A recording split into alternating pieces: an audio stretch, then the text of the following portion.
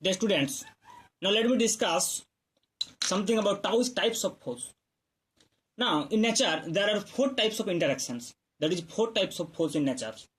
And these are actually called four types of interactions. Four types of interactions. Interactions exist in nature. And these four types of interactions are as follows. The very first one is the gravitational force.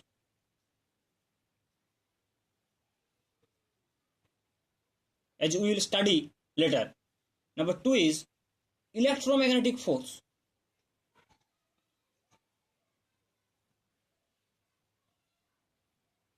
Number three, this is strong force. And number four, it is weak forces. And students, please keep in mind that these strong and weak forces, these two types of strong and weak forces are actually nuclear forces.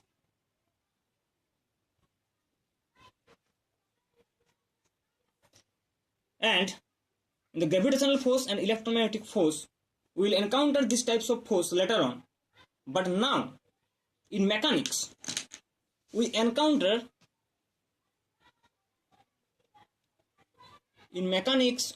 also encounter two types of force. One is called non-contact force, which do not require mutually contact between two bodies. So that is called non-contact force. This is sometimes also called field force. And there is another type of force which we will study in these chapters. This is called contact force. And this non-contact force, like electric force or Coulomb force, two charged particles situated by following some distance. We know from Coulomb's law that for similar charges they will repulse, and for opposite charges they will attract each other.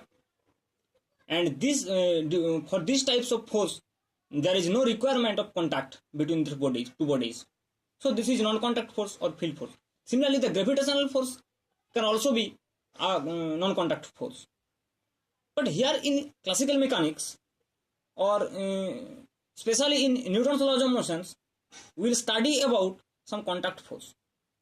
And these contact force are like normal reaction.